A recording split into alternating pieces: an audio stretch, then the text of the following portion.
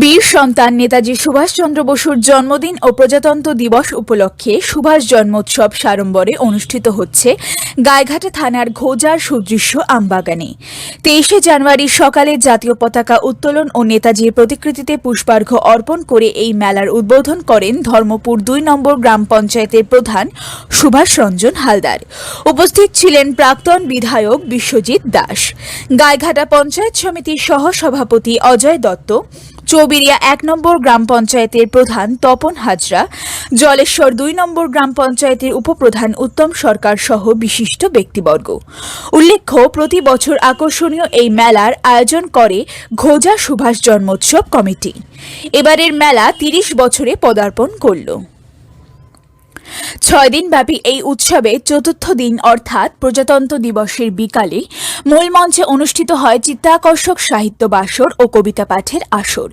বিশিষ্ট শিক্ষক তথা সাংস্কৃতিক কর্মী অনুপম দে'র সভাপতিত্বে আয়োজিত এই সাহিত্য বাসর শুরু হয় শিশুশিল্পী অহনা সাহার সঙ্গীতের মধ্যে দিয়ে।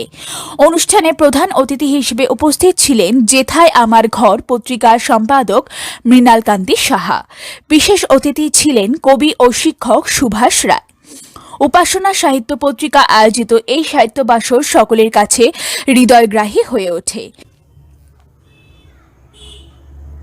এদিনের এই অনুষ্ঠানে স্বরচিত কবিতা পাঠে অংশগ্রহণ করেন মন্দিরা চক্রবর্তী, সাথী রায়, কালীচরণ সর্দার, রতনচন্দ্র ঢালি, অর্চনা দে বিশ্বাস, মুকুলচন্দ্র ঢালি, তরুণ কুমার দাস, রোহিত মণ্ডল, রাজু সরকার, বিপুল বিশ্বাস, ভাস্কর মণ্ডল, পলাশ কুণ্ডু, জয়শ্রী মিত্র, বিশ্বনাথ ঘোষ, সুজিত বালা, ইসলাম ভেল্লা, ইন্দ্রমোহন দেবনাথ, দেবব্রত মণ্ডল প্রমুখ। আবৃত্তিতে ছিলেন প্রদীপ মুখোপাধ্যায়। সঙ্গীত পরিবেশন করেন শর্মিষ্ঠা সাহা ও শিশুশিল্পী অস্মিতা ঘোষ। এদিন সমগ্র অনুষ্ঠান উপস্থাপন করেন উপাসনা পত্রিকার সম্পাদক গোপীনাথ বিশ্বাস। সুদিন গোলদারের রিপোর্ট, নিউজ প্রতিধ্বনি, উত্তর 24 পরগনা।